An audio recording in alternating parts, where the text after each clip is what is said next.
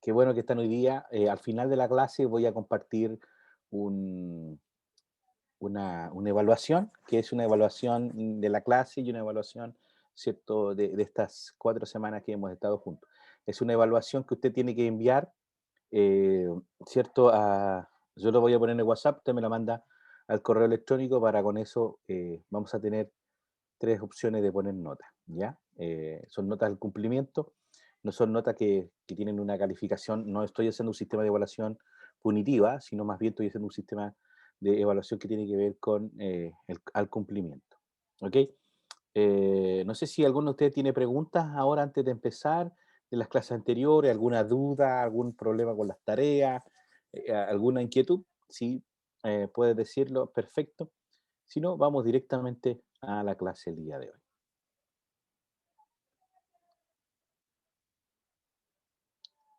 ¿No? ¿No hay problema?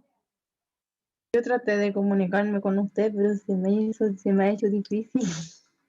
Ya, Cecilia, pero escríbeme un correo o en el mismo WhatsApp está mi número, así que ahí puedes escribirme un mensaje o mandarme Sí, le mandé un audio ¿Cuándo?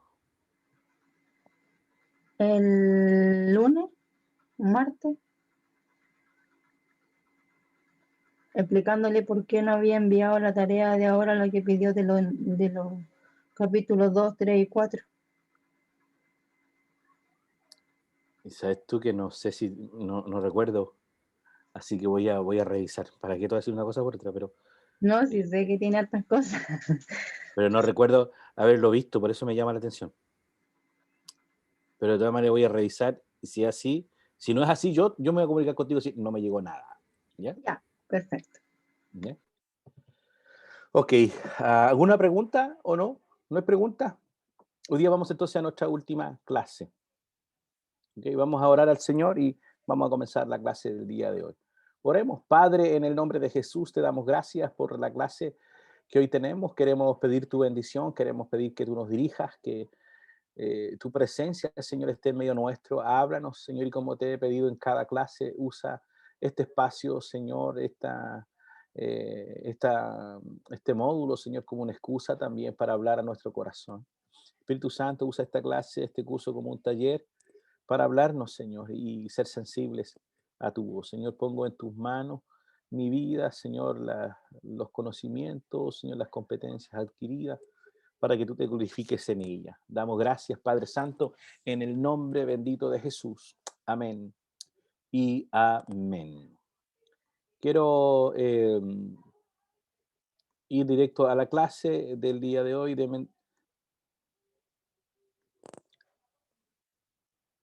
Ok, ya nos conocemos y hemos pasado por distintas temáticas. Hoy nos toca abordar la clase número 3 y final, eh, básicamente porque dividí la clase en estas 4 semanas en 3 secciones. Am, la clase de la semana anterior se las envié al correo electrónico, perdón, al WhatsApp, así que ahí la tienen para que puedan revisar. El día de hoy vamos a hablar, ya comencé la semana pasada a hablar de la clase número 3, la niñez como prioridad en la agenda misional de la iglesia. El objetivo de la clase de hoy es definir la misión de Dios y reorientar, ¿cierto? De alguna manera, ¿cierto? Su enfoque hacia la niñez. Y digo de reorientar porque debiésemos, Señor, es cierto, tener fijo que la misión de Dios tiene que ver y es central la niñez. Así que quiero comenzar desde ahí definiendo algunos conceptos. La semana anterior comencé hablando un poquito de esto y voy a repetirlo, ¿cierto? Niñez, hablamos de esta fase del desarrollo de la persona que se encuentra o se comprende entre el nacimiento y la adolescencia. La niñez es una de las etapas más significativas en la vida de todo ser humano, y digo significativas porque es en este periodo de la vida de humana, del ser humano, donde se deciden o se toman las decisiones más importantes de toda la vida. Si hoy día no invertimos en la niñez, si no trabajamos como iglesia en la niñez, eh, hemos perdido la influencia sobre una generación. Entonces, cuando hablamos de la niñez, nos estamos refiriendo, ¿cierto?, a esta etapa de la vida humana entre el nacimiento y la adolescencia. Cuando hablamos de la iglesia, me refiero a esta comunidad de amor, esta comunidad de fe. Dietrich Bonhoeffer, uno de mis teólogos favoritos, él cuando definió la iglesia, Dietrich Bonhoeffer decía que la iglesia es una comunidad de amor donde no existe el yo, sino que existe el tú. Podemos definir la iglesia desde distintas perspectivas. Podemos definir a la iglesia, ¿cierto?, desde una organización como una institución, ¿cierto? Podemos definir a la iglesia como una unión mística, ¿cierto?, que es por medio de la iglesia que nos unimos con Dios, ¿cierto?, con Cristo. Eh, Sin embargo, cuando me refiero a la iglesia, cuando hablamos de la iglesia, nos referimos a esta comunidad que ha sido encomendada y enviada por su Señor, el Cristo, a anunciar el Evangelio a cada rincón de este mundo. Iglesia es una comunidad donde Cristo es el Señor. Iglesia es una comunidad de amor. Por eso me gusta mucho lo que dice Dietrich Bonhoeffer, porque evidentemente podemos definir la iglesia desde distintas perspectivas. De hecho, Jesús definió a su iglesia desde la perspectiva de la función. Jesús dice en Mateo capítulo 5, verso 13 y verso 16, ustedes son la luz del mundo, ustedes son la sal de la tierra. Jesús definió a la iglesia sobre la base de su función. Y definió a la iglesia lo que ésta debe ser. La iglesia es sal, la iglesia es luz, por tanto, ¿cierto? La iglesia tiene que ejercer influencia en su contexto o tiene que ejercer influencia social de alguna manera, por así decirlo. Y cuando hablamos de la misión, no estamos refiriendo solo al evangelismo. Generalmente las iglesias, cuando se habla de la misión, solo se refieren a las misiones y al evangelismo. La misión es más que eso. La misión es más que evangelismo, la misión es más que enviar misioneros. Reducir la misión solo al evangelismo y a las misiones es tener miopía misional, miopía espiritual. La misión tiene que ver con el plan redentor total de Dios. Es decir, que cuando hablamos de la misión, estamos hablando de establecer el reino de Dios en medio nuestro. La iglesia existe por causa de la misión. Todo lo que hacemos como iglesia tiene que ver con la misión, con la extensión del reino de Dios. Un aspecto de la misión tiene que ver con las misiones, ¿cierto? Y tiene que ver con el evangelismo, pero todo lo que hace la iglesia, toda la tarea de la iglesia debe ser la misión, el plan redentor total de Dios. Si usted me acompaña por un par de minutos, ¿cierto? A Mateo, ¿cierto? Capítulo 28, del verso 16, del verso 18 en adelante, vamos a encontrar que la misión de Dios es totalizante. Y una de las palabras que más se repite entre el capítulo 28, del verso 18 al 20, es la palabra todo. Todo poder me es dado en el cielo y en la tierra, dice Jesús. Por tanto, id a todas las naciones, ¿cierto? Y predicar el evangelio y que fuera bautizado, que si usted sabe, y bautizar en nombre del Padre, del Hijo, Espíritu Santo, enseñándole que guarden todas las cosas y yo estaré con ustedes todos los días hasta el fin del mundo. Cuando hablamos de la misión, estamos hablando, ¿cierto? De la misión estamos hablando de la misión, estamos hablando de una misión totalizante. Cuando hablamos de misión, estamos hablando del plan redentor total de Dios. La misión es cósmica.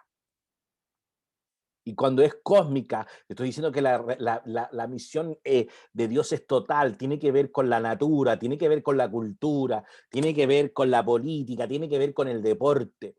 Generalmente nosotros hemos restringido la misión solo a la predicación del evangelio. Escúcheme bien, el querigma, anunciar, tiene que ir de la mano, ¿cierto? Con la diaconía, son inseparables, ¿cierto? Predicación y servicio. ¿Me siguen, cierto? Ahora, hay algo que nosotros le llamamos la gran comisión. La palabra comisión significa la misión de todo. Es que la misión es integradora. Nadie queda afuera de la misión de Dios. De hecho, fuimos empoderados por el Espíritu Santo para la misión y hemos sido empoderados todos. porque sobre vuestros hijos y vuestras hijas derramaré de mi espíritu. Vuestros jóvenes, ¿cierto? Verán visiones y vuestros ancianos soñarán sueños. O sea, hay allí una integración perfecta o un llamado de integración a la misión de la iglesia. Hace muchos años atrás escribí un artículo que si ustedes lo googlean, lo buscan en Google, lo pueden encontrar, se llama La integración de las nuevas generaciones en la misión de la iglesia. La clase de hoy está basada en ese artículo, así que ustedes pueden buscarlo en Google o si no más tarde yo se los pongo ahí en el WhatsApp.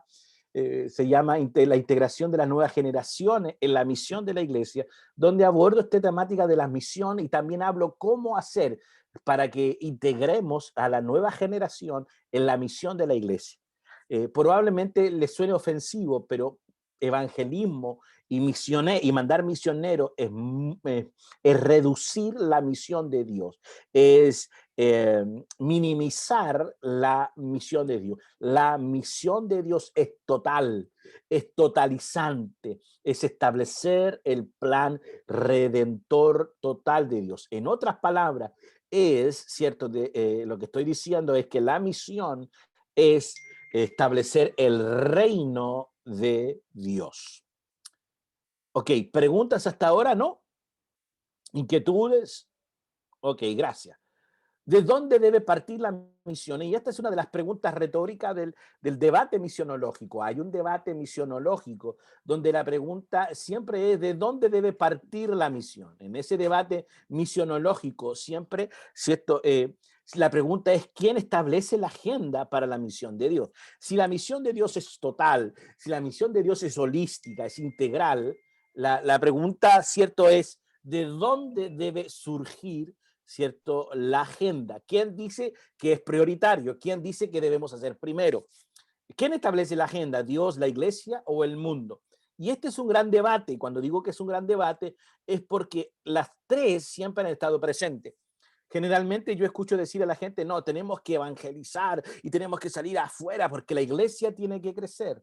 Entonces la pregunta es, ¿la misión parte desde la iglesia? Lo que establece la agenda en la iglesia, porque si vamos a compartir nuestra fe solo para que nuestra iglesia crezca, me parece egoísta, me parece iglesia céntrica, ¿cierto? Me parece que seríamos autorreferentes. El otro dice, no, no, no, tenemos que ir y escuchar al mundo, tenemos que responder a las, ¿cierto? A las demandas, ¿cierto? Las necesidades y demandas del mundo. Esto algunos autores lo considerarían como una misión mundana, la considerarían incluso como mundocéntrica, ¿ah? Donde es el mundo y sus necesidades y sus demandas quien establecen la agenda para la misión de Dios. Es lo que ocurre hoy día. Hoy día hay mucha iglesia hablando de la homosexualidad, hablando de la masculinidad, de la feminidad. Entiendo yo que es un debate que está hoy día, ¿cierto?, en boga, pero el tema es, ¿cierto?, si es el mundo quien establece la agenda. Quiero darles solamente un dato. En todos los países, y particularmente en nuestro país, el movimiento LGTBI o los temas ¿cierto? Las diferentes opciones sexuales no representan ni el 2% de la población. No estoy diciendo que son menos importantes. Lo que quiero decirle es que estamos concentrados, ¿cierto? Y nos hemos concentrado en un debate tan minúsculo donde hay un 98% de gente que sí necesita oír el mensaje de Jesús, que sí necesita, ¿cierto?, ser alcanzado por el Señor. ¿Me siguen, cierto? Entonces a veces estamos entretenidos con estos debates superficiales. Entonces la pregunta es, ¿de dónde surge la misión? ¿Quién establece la agenda? Bueno, la agenda la establece Dios.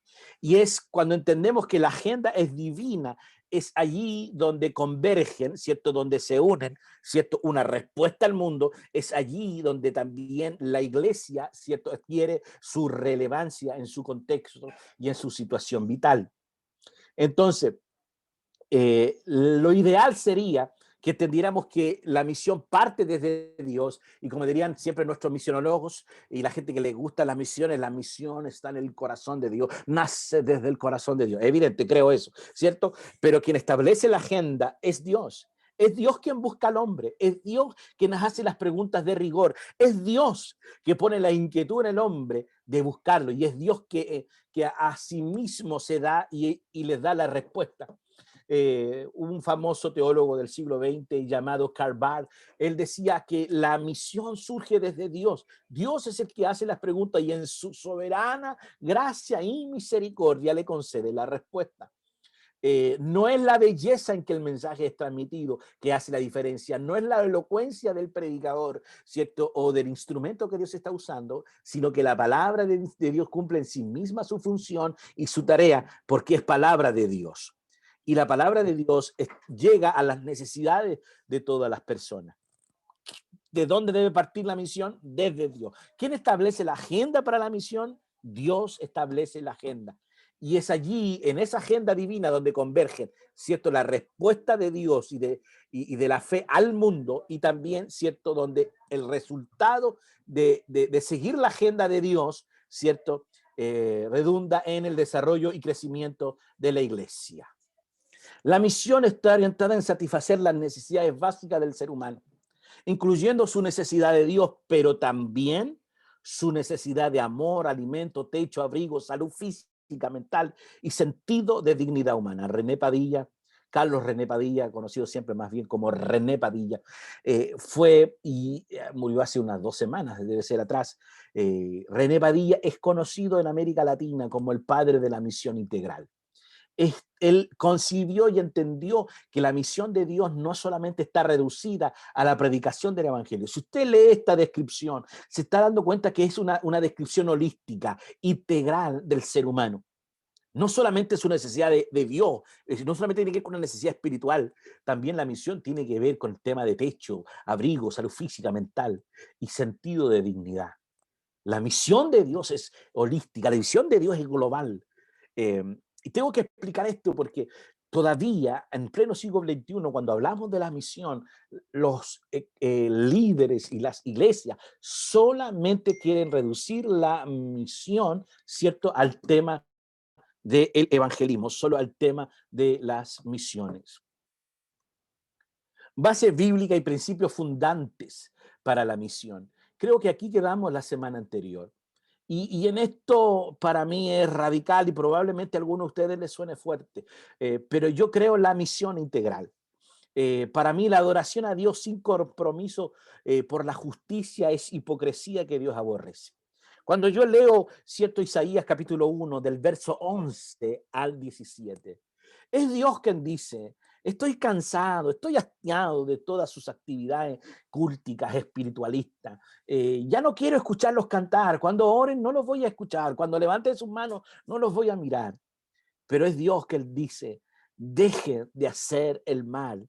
Hagan el bien, hagan lo recto, restituyan al huérfano, a la viuda, hagan el bien a los necesitados.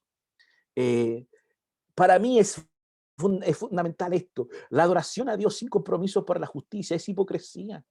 ¿Cómo puedo decir, cierto, que amamos a Dios y que le servimos cuando somos indolentes y tenemos una realidad impávida frente a la necesidad de la gente?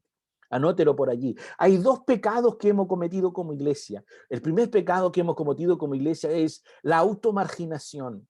Como iglesia nos hemos automarginado de todos los procesos sociales.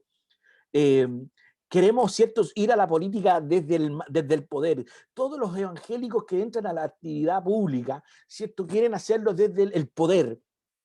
¿Ah? Quieren tomarlo desde arriba y no entienden que nuestro mensaje ha sido hacer la actividad social y política desde abajo, es decir, desde las plataformas sociales. Si nosotros como iglesia nos seguimos automarginando de todos los procesos, nunca van a haber cambios reales. Hay un tema que nos vacunaron, perdón que use esa expresión, los evangélicos reformados, ¿cierto? Que nos dividieron hablando de la vida, ¿cierto?, de lo público y la vida, ¿cierto?, de lo privado. Y la fe la restringieron al mundo, ¿cierto?, o a la esfera de lo privado. Y en el siglo XVII, ¿cierto?, nace un movimiento filosófico social llamado secularismo, donde dijeron: Dios no interviene, Dios está en la esfera de lo privado, no en la esfera de lo público. ¿Han escuchado hablar sobre el trabajo secular? ¿Sí? La gente dice: mi trabajo es secular. Y la gente dice: canciones o la música secular. Yo puedo decir: tengo una esposa secular.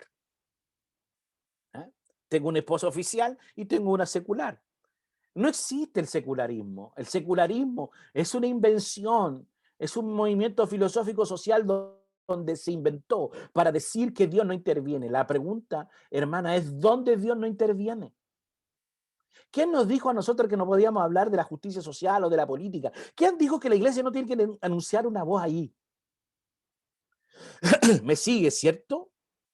Entonces, nos restringieron a la esfera de nuestra fe, solamente a la esfera de lo privado, como que no podemos participar en lo público. Eso es un error. La iglesia ha cometido este pecado, el pecado de la automarginación. Nos hemos marginado de todos los procesos sociales. Así que, si usted tiene la oportunidad de estar como director, ¿cierto?, del centro de padres, si usted puede estar en la junta de vecinos, desde abajo construir comunidad, debemos hacerlo. Porque la adoración a Dios sin compromiso por la justicia social es hipocresía que Dios aborrece. La segunda cosa, el segundo pecado que creo yo que la iglesia ha cometido no solamente es, ¿cierto?, la automarginación, sino que también la autorreferencia. La iglesia solo piensa en sí misma. Cuando hablamos de la adoración, aleluya, levantamos las manos y nos enajenamos, nos volamos. No puedo adorar a Dios sin preocuparme del próximo.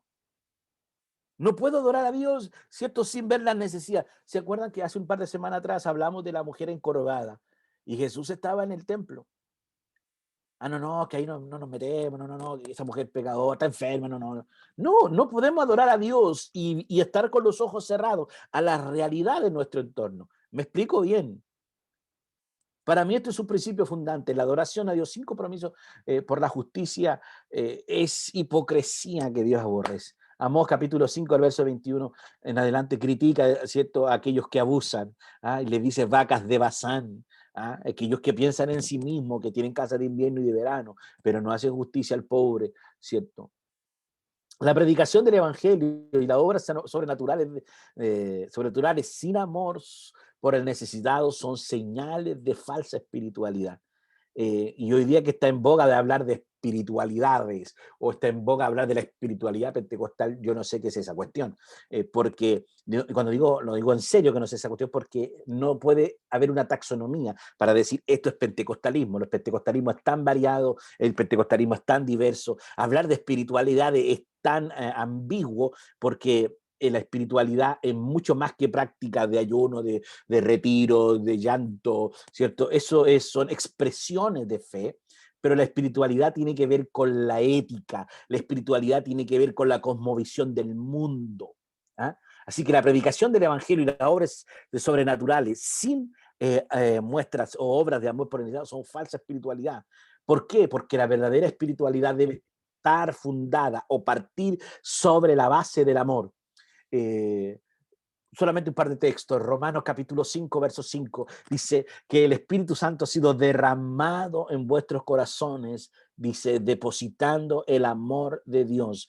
Primero de Corintios capítulo 13 dice, si yo hablo lenguas humanas y angélicas y no tengo amor, no tengo ni un brillo, solo meto bulla, ¿cierto? Si tengo toda la fe que traslado los montes al mar, no, solo estoy dando jugo. Si doy, ¿cierto?, todo mi cuerpo para ser quemado y mis bienes a los pobres, no.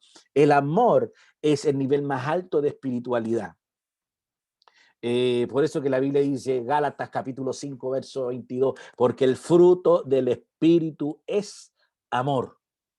Y es interesante porque algunos son súper, mega, hiper espirituales, pero jamás han tenido acciones de amor por la gente necesitada. Y ahí tenemos, ¿cierto? Mateo capítulo 7, verso 21. No todo el que me dice Señor, Señor, entrará en el reino de los cielos, sino el que hace la voluntad de mi Padre que está en los cielos. Señor, pero si predicamos en tu nombre, nunca os conocí, hacedores de maldad. Y bueno, si alguno quiere saber cuál es el cuestionario del cielo, le digo que en Mateo 25, del 31 al 46, está el cuestionario del cielo. ¿Usted quiere saber qué pregunta le van a hacer cuando llegue al cielo? Lea, por favor, Mateo 25, del 31 al 46, y se va a encontrar que esas serán las preguntas que el Señor le hará. Estuve enfermo y me fuiste a ver. Estuve preso y me visitasteis. Tuve hambre y me diste de comer. Señor, pero ¿cuándo te vimos? La respuesta es, por cuánto lo hiciste a uno de estos más pequeños, a mí me lo hiciste. ¿Me siguen, cierto? Yo estoy a punto de hacer un llamado al altar, ¿cierto? Y poner las manos y derramar aceite. Ok, tercero, santidad personal sin servicio social es hueca religiosidad. Aquí quiero ser muy claro en esta cuestión. Santidad personal y de vivir apartado de todo lo mundano, sin servicio al prójimo, sin servicio social, es hueca religiosidad. Mateo capítulo 10, verso 25 al 37, ustedes lo conocen de memoria, la historia del buen samaritano. ¿Se acuerdan? Pasó el ministro de alabanza, el hermano más cool, ¿cierto? De la iglesia, ¿cierto? Ese que está a la moda, ese que despierta admiración, ¿cierto? Ese que pone caras hermosas cuando adora, ¿cierto? Va primero, vio allí, no es mi problema, cada cual verá su mundo, ¿cierto? Luego viene el hombre ilustrado, el de la palabra, el sacerdote, aquel que tiene la unción misma y aquel que camina con los ángeles, y tampoco pescó. Sin embargo, llegó el hermano, ¿cierto? El tipo, el hermano que tiene más características mundanas, ese que siempre anda preocupado, ¿cierto? De limpiar y que nadie lo pesca, porque es el hermano menos trascendente de la iglesia. Dice, no, aquí hay una necesidad, este es mi hermano, qué sé yo. Ese se llama el samaritano. La verdad es que no podemos creer en una santidad que no nos invite a hacer algo por el próximo. Yo tuve un mentor espiritual, ese hombre marcó mi vida, él cambió mi manera de entender la espiritualidad, y probablemente sea uno de los hombres más parecidos a Jesús que conocí en la vida. Él se llamaba Roberto Amparo Rivera. Eh, él me enseñó una espiritualidad distinta, a ver una espiritualidad más holística. Eh, y digo esto porque muchas veces nuestra espiritualidad, nuestra vida de fe y nuestra vida de devoción a Dios la hemos restringido netamente al culto, sin entender que Dios está más allá de las fronteras del templo. Entender que el culto solo es un lugar de encuentro para gozarnos, para animarnos, motivarnos mutuamente, para el servicio del Señor. Así que a veces pensamos que las necesidades solo tienen que ver con el templo, solamente con el culto. Una de las grandes cosas que creo yo que esta pandemia nos ha enseñado es lo peligroso de la centralidad de la iglesia en el culto. Una de las cosas que nos enseñó esta pandemia es lo terrible que toda la vida de la iglesia, del ministerio y de nuestras congregaciones pasa en el altar. O sea, si tú llegas al altar, estás en lo máximo. ¿Ah? Y qué perdido estábamos si la centralidad del servicio a Dios nunca debió haber estado en el altar, nunca debió haber estado en el púlpito, sino en las personas, en los necesitados. Eh, entonces, necesitamos repensar esto a la hora de hablar de la misión de Dios. Eh, Porque la pregunta es, pareciera ser que la iglesia vive en un mundo paralelo, no conectamos, estamos desenchufados. Bueno, Dios nos ayude ahora con la conexión que nos permita al menos el logo a conectarnos. ¿Ah? Conexión 2030 sirva al menos para mí tres cosas. Conectarnos con Dios, con la iglesia y con nuestra comunidad. Ese fue una publicidad.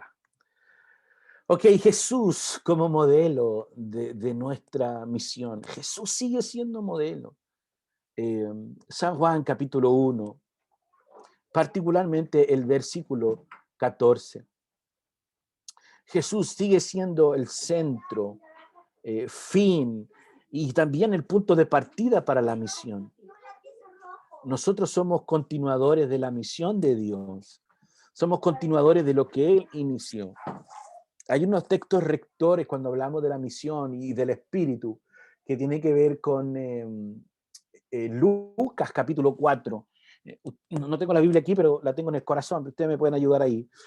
Lucas capítulo 4, verso 18. Jesús está leyendo Isaías 61. Dice, el espíritu del Señor está sobre mí, por cuanto me ha ungido.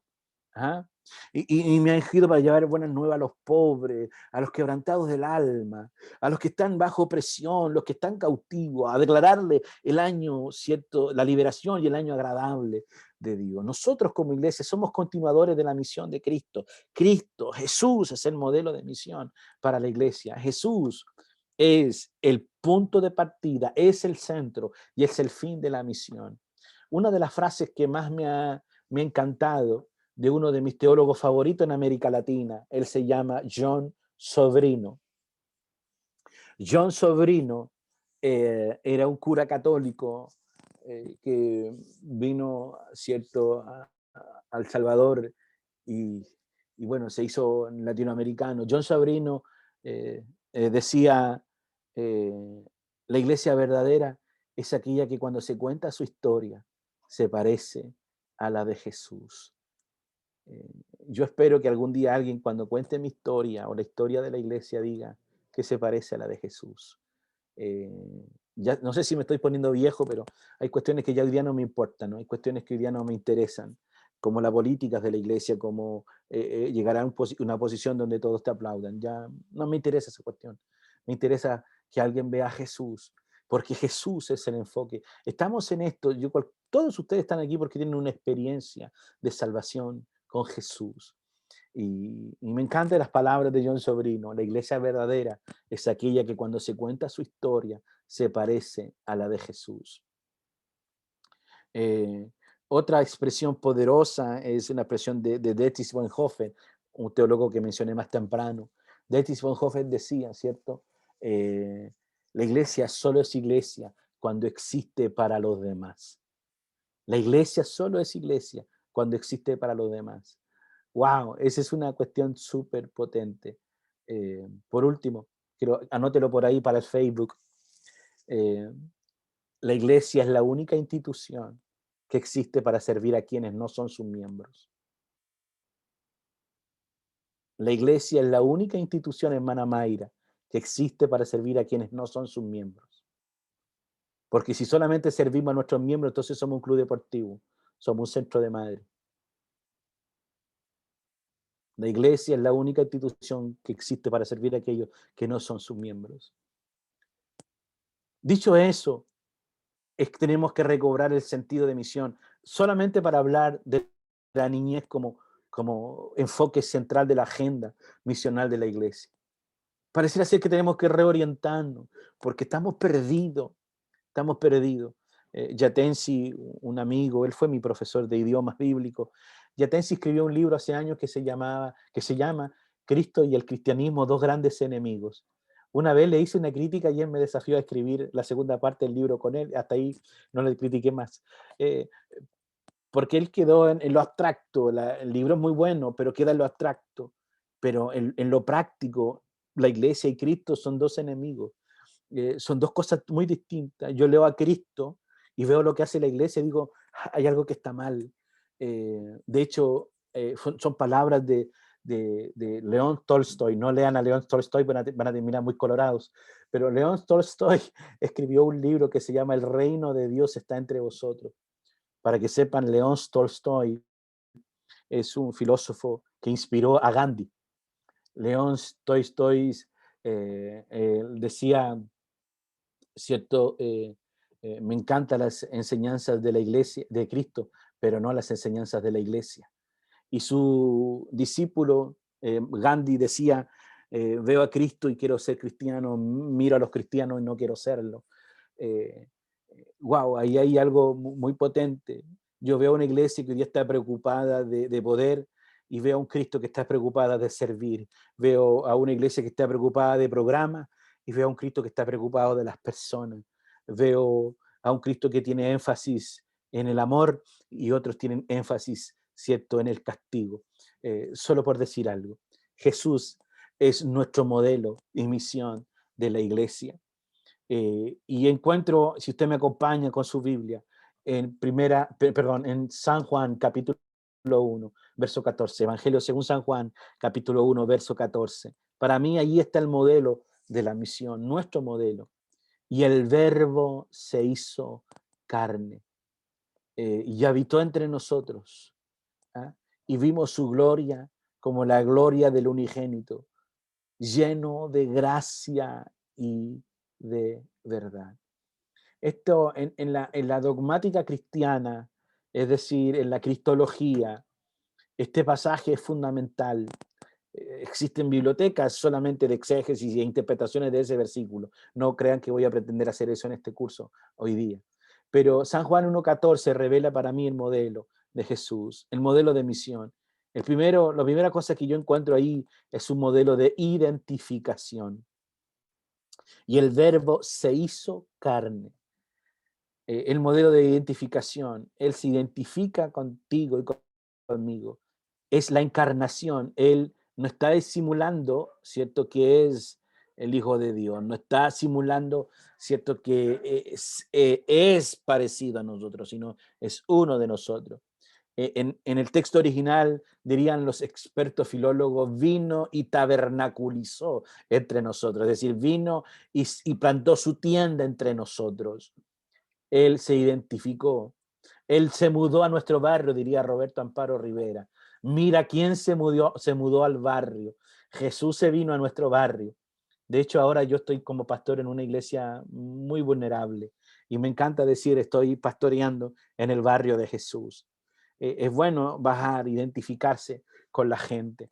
Jesús se identificó, el verbo se hizo carne. Si queremos hacer la misión de Dios, tenemos que identificarnos con las personas que queremos servir. Segundo, el modelo de solidaridad.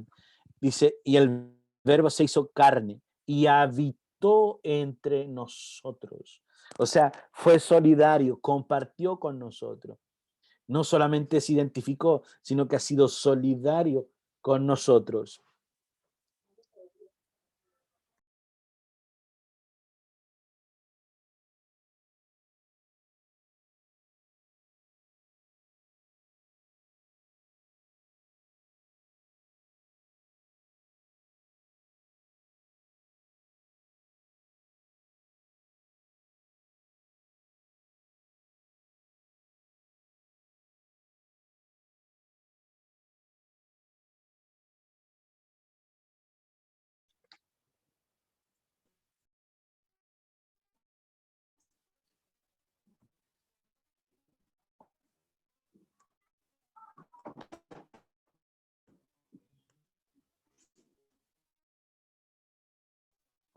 Estamos bien, ¿tú me escuchas?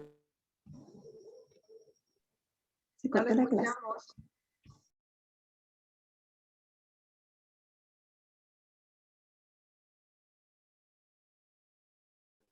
Ahora sí. Sí. Ok, ahí Sí, estamos otra vez. ahora sí. Ok, estamos hablando de modelo de identificación, el modelo de solidaridad que plantó su tienda entre nosotros, ¿cierto? No solo se encarnó, sino que habitó entre nosotros. Y el modelo de presencia, dice, y vimos su gloria como la gloria del unigénito del Padre, lleno de gracia y de verdad. Cuando hablamos modelo de presencia, no es solo que el Jesús vino con un discurso, no solo que vino con un discurso, él vino con su propia vida. Jesús no traía una enseñanza nueva, él trajo su vida. Esto para que lo deje anotado por ahí. El mensaje de Jesús era su propia vida. Entonces tenemos el modelo de identificación, solidaridad y presencia. En los últimos años hay un concepto que se llama presencia presente, porque probablemente usted puede estar en esta clase presente, pero su presencia no está aquí, porque puede estar su cabeza en cualquier otra parte. Hay un famoso, cierto, humorista que popularizó este concepto de presencia presente. Estamos hablando de modelo de identificación, solidaria y presencia, ¿cierto? Hablé de presencia presente, que es un concepto que se popularizó ahora en la psicología, que también lo usó un famoso humorista, de gente que está presente en un lugar, pero está con su cabeza afuera, ¿no? Entonces, no hablamos de presencia presente, es que de realmente, de real, dicen los cabros, ¿no? Están ahí presentes. Y Jesús estuvo presente entre las necesidades de la gente. Y por eso que decían, vimos su gloria como la gloria del unigénito, ¿cierto? De Dios, lleno de gracia y de verdad. Cuando hablamos de la agenda, hice todo este alcance un poco para aproximarlos a cómo debe ir reorientándose la misión de Dios. La niñez, la vulnerabilidad de la nueva generación no debe estar al margen de la misión de Dios. Hay muchos conceptos que hoy día están al margen, no están en el centro. Y si hay algo que hizo Jesús con la niñez fue tomarla desde el margen y ponerla en el centro. Eh, Quiero recomendarles, lo hice hace un rato, pero escribí un artículo, pueden googlearlo y buscarlo, que se llama La integración de las nuevas generaciones en la misión de la iglesia. Si lo recuerdo más tarde lo pongo en el WhatsApp, eh, donde hablo de cómo integrar las nuevas generaciones en la misión de la iglesia, cómo la nueva generación tiene que ser una prioridad en la agenda. Evidente, escribí eso hace unos 10 años, debe ser, para una ponencia en Brasil, en Teresópolis. Escribí esa exposición, pero todavía sigue teniendo mucho sentido para lo que hoy día estamos viviendo. Cuando hablo de la agenda de la niñez, que la niñez debe ser parte, un enfoque principal en la agenda de la iglesia, es porque ni en la vida del culto de nuestras iglesias la niñez representa algo significativo. Y el mensaje de la nueva generación es brutal. No hay nada en nuestros templos que diga que los niños importan. De hecho, nuestros templos y todos nuestros espacios están acondicionados para el adultocentrismo. Solamente hagan la prueba, pongan un mono bailando, ¿cierto?, de aire en su templo y les aseguro que muchos niños van a venir a ver qué sucede. Pero yo llego a muchos templos y particularmente las iglesias que he pastoreado, siempre he hecho la misma crítica. No hay nada en nuestros espacios de reunión que le diga a la niñez que importa. Al contrario, tenemos siempre un viejo, cierto guatón, lo digo por mí, cierto, retando a los niños, o sea, "Ay, que tranquilízate", ¿cierto? Y no hay un espacio amigable para ello. Yo recuerdo hace unos años atrás que alguien me dijo, oye, déjate de hablar de esas cosas si los niños no aportan. Y dije, ¿cómo que no aportan? La niñez es el futuro de la iglesia, la niñez es la realidad de la misión. Por eso que hoy día, cuando hablamos de este enfoque 414, estamos hablando, ¿cierto?, de que el enfoque misionológico hoy día está en los que menos conocen a Jesús y esos son la niñez. Ok, la agenda. Primero, reconocer y validar los ministerios a las nuevas generaciones.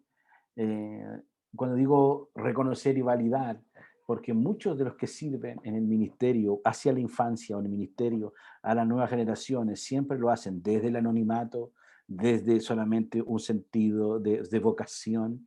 Nunca hay un reconocimiento de su pastoral, un reconocimiento incluso financiero, para qué decirlo, ¿cierto? Eh, eh, y por eso que hoy día las iglesias deben establecer esto como prioridad. Cuando hablo de reconocer y validar el ministerio de las nuevas generaciones, me refiero a fomentar y promover ministerios dedicados a los niños y los jóvenes. Hace 10 años atrás, solamente en algunas congregaciones se hablaba de escuela dominical, pero no había otros ministerios, no había otros espacios dirigidos a la niñez. Hoy día, por lo menos, podemos hablar de Juntos por la Niñez, de UMIT en el caso de Chile, Operación Nehemías en otros lugares del mundo, Movimiento 414 ahora, que es un movimiento global.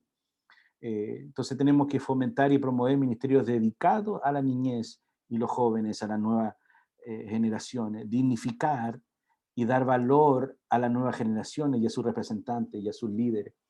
Siempre hablamos, ¿cierto?, de que las nuevas generaciones, la niñez y la juventud o adolescencia importan, pero a la hora de tomar decisiones jamás le damos espacio y reconocemos a los líderes innatos que ellos tienen. En ningún consejo de nuestra iglesia hay una voz juvenil, en un consejo de nuestra iglesia hay una voz de niño, insisto, porque los niños, como siempre, no importan. ¿Se acuerdan de la alimentación de los 5.000? ¿Se acuerdan? ¿Cierto? Alimentaron a 5.000 hombres sin contar a quiénes, a las mujeres y a quién, a los niños. Siempre como que para el lado, siempre al margen, nunca al centro. ¿Y la colación de quién se comieron?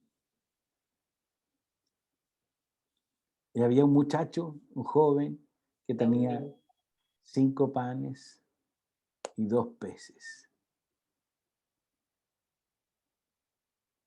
Entonces, dignificar y dar valor a las nuevas generaciones y a sus representantes, a sus líderes. Crear espacios reales de participación de las nuevas generaciones en la educación, la liturgia y la administración de la iglesia. Sería muy potente, ¿cierto? Escuchar a los niños qué piensan de los procesos educativos de la iglesia. Eh, y la liturgia a veces lo hacemos cantar, o a veces les damos una lectura bíblica, o a veces les damos un culto al año. Bueno, déjenlos que ellos también prediquen. Pregúntenle a ellos qué podrían hacer, incluso con las finanzas de la iglesia, o alguno les va a decir un paseo. Bueno, probablemente la iglesia necesita un espacio de encuentro. Destacar la importancia de las nuevas generaciones para Dios, los líderes y la iglesia. Invertir tiempo en ellos, un interés genuino de conocerles. No vamos a alcanzar a una generación que no nos importan sus necesidades. Vamos a tener que convertirnos a la niñez, vamos a tener que convertirnos a las nuevas generaciones. Eh, en segundo lugar, en la agenda de la iglesia, en la agenda, ¿cierto? Debe estar las nuevas generaciones, son una fuerza de misión. Interesante este concepto de las nuevas generaciones y la niñez particularmente como fuerza de la misión, eh, porque hoy día nuestros mayores representantes en el mundo va a ser la niñez. Asumir la centralidad de las nuevas generaciones en la misión de la iglesia. ¿Ah? Eh, Marcos 10:14, Señor, pone a un niño, si no son como un niño, ustedes están fuera, están out. Asumir la centralidad de la nueva generación en la misión de la iglesia. Para las Naciones Unidas y para todas las organizaciones globales en el mundo, el tema de la niñez es un tema importante en su agenda, principal en su agenda. Y la iglesia no puede quedarse atrás en eso. Mirar a las nuevas generaciones como el mayor recurso, ojo, el mayor recurso y patrimonio de Dios para la misión. Tienen las habilidades y competencias para informar y cumplir la misión. Poseen el tiempo, capacidad, manejo de tecnología y arte, baile, teatro, música, etcétera. De hecho, esta pandemia quedó mostrado. El muchachito que mandaba metiendo bulla en la iglesia, el que andaba sacando fotos en medio del culto, interrumpía el sermón ungido. Hoy día es el que habilitó al pastor, ¿cierto? Para que pueda transmitir por Zoom, por Facebook Live, ¿cierto? Y nos hemos olvidado, ¿cierto? De verdad, de hecho, yo insisto, por favor, saquen a los muchachos detrás de las cámaras, porque el pastor ese que hablaba de que el Facebook era satánico, ese que decía, cierto, que las redes sociales pervertían el corazón, hoy día son los mismos muchachos que le han dicho, pastor, siéntese, nosotros hacemos el programa y le ponen banner bonito, le ponen unos bonitos GC, usan distintas plataformas. Mirar a las nuevas generaciones como el mayor recurso y patrimonio de Dios para la misión. Ellos tienen las habilidades. Esta generación es multisensorial, no solo quieren escuchar, quieren ver, quieren sentir. Ellos son multifuncionales, pueden hablar por teléfono, pueden chatear, pueden ver televisión, escuchar música y comer chicle a la vez. Ellos son multifuncionales. Ellos están habilitados para eso. Es increíble. Yo tengo una hija atea y pueden decir todos los problemas que probablemente ella podría tener, pero con la tecnología, con el celular en las manos, ella tiene una cuestión natural. Mi hija es muy audiovisual. Eh, eh, Tienen habilidades innatas hoy día incorporadas en ellos. Tienen mayor inserción social, son integradores, reconocen la importancia de la comunidad. Hoy día, y por favor, de verdad, no crean todo lo que yo digo, pero cuestionen, le den una vuelta. Hoy día la iglesia no sabe cómo conectarse, pero ellos sí saben.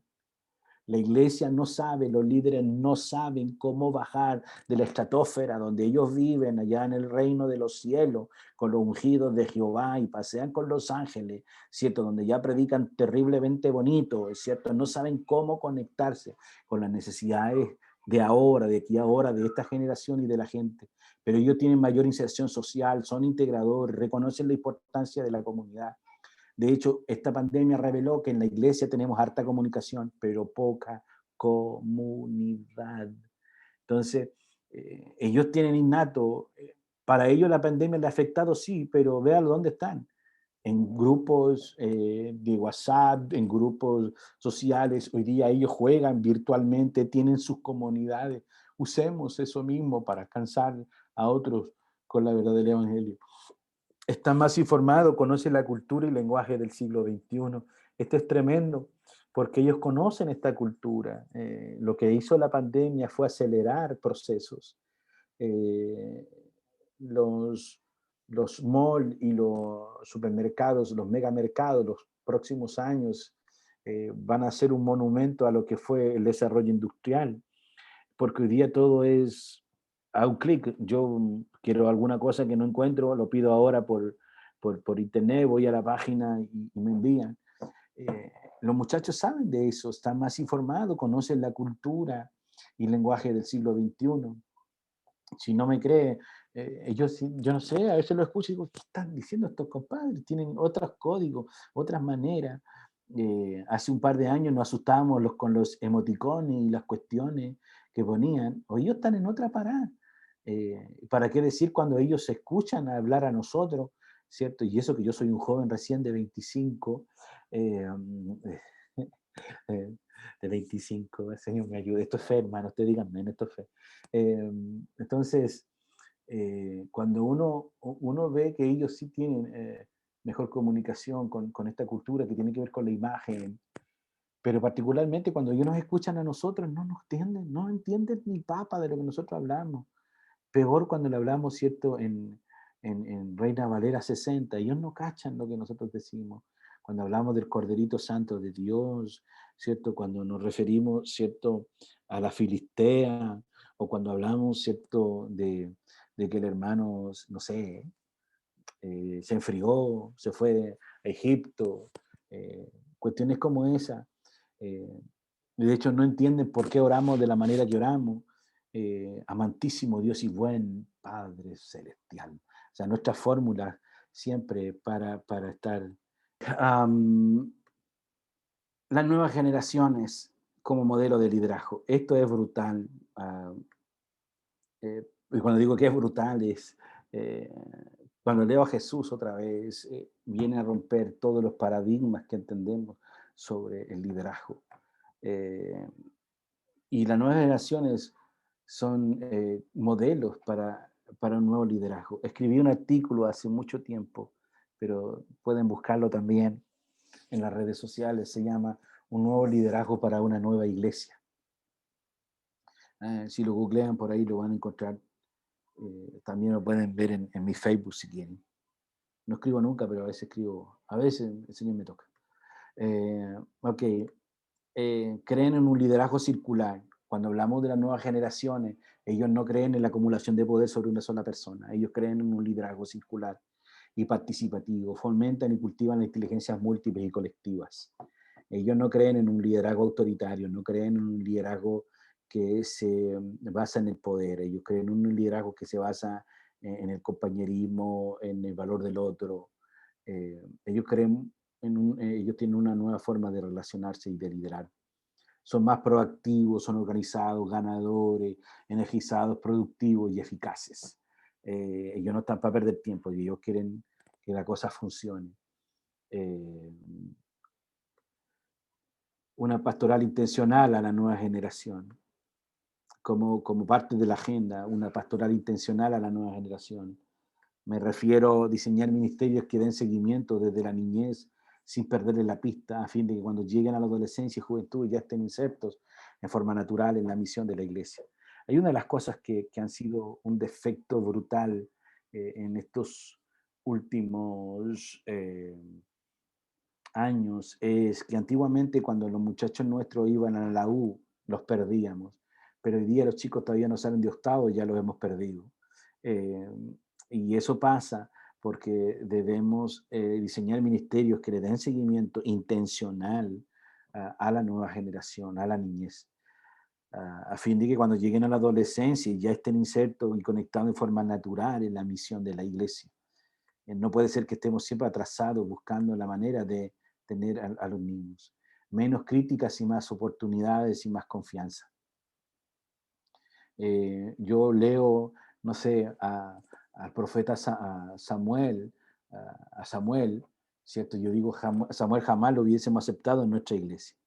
Ustedes se acuerdan, ¿cierto?, de Ana cuando oró al Señor y le pidió a su hijo y le hizo una promesa, ¿cierto? Nunca lo voy a pasar navaja, ¿cierto?, por él.